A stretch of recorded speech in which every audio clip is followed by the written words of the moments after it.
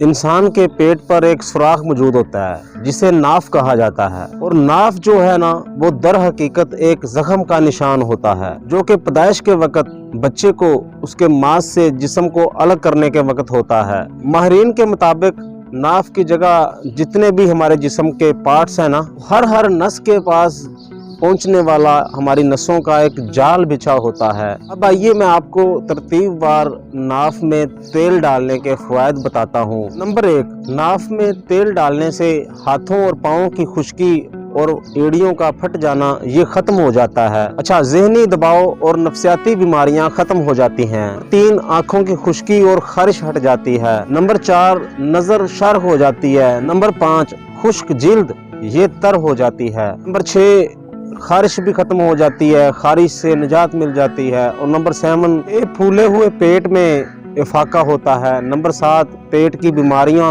खत्म हो जाती हैं। और नंबर 8, बवासीर और कब्ज का ये खात्मा करती है। नंबर 9, नाफ में तेल डालने से कमर का पेन, कमर का दर्द ये खत्म हो जाता है। 10, नाखूनों की बीमारियां, नाखूनों में जो फंगस होते हैं ये बीमारी वो खत्म हो जाती है। नंबर 11, होंठ नहीं फटते। नंबर 12, चेहरे पर चमक आती है। 13, गाल तरोताजा रहते हैं। नंबर 14, बालों में भी निखार आ जाता है। नंबर 15, नाक की जो हड्डी बड़ी होती है उसमें कमी आ जाती है, नाक में जो जलन होती है वो खत्म हो जाती है। नंबर 16, आंखों से पानी बहना और छींकों की कसरत, नज़ला, जुकाम ये सब अल्हम्दुलिल्लाह खत्म हो जाते हैं। नंबर 17, गले में बलगम गिरना बंद हो जाता है। तो नाफ में मुसलसल तेल लगाने से ये भी अल्हम्दुलिल्लाह फ़ायदा हो जाता है कि खून की तंग शरेयानों यानी वेन्स की बीमारियों में इफाका हासिल होता है। जिस्मानी बहुत सी बीमारियां दूर होती हैं। तो ये फ़वाइद थे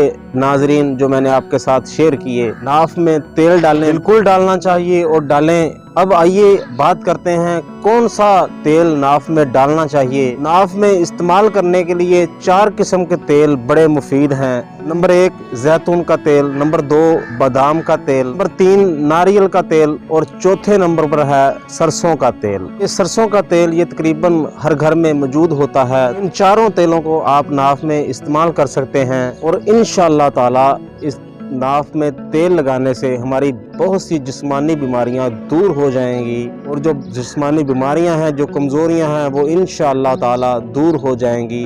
मगर आखिर में याद रखिएगा कि ये अमल भी आपने अपने तबीब से मशवरा करके करना है। अगर वीडियो अच्छी लगे तो लाइक और शेयर ज़रूर कीजिएगा और अगर आप नए हैं तो मेरे चैनल को सब्सक्राइब ज़रूर कीजिएगा।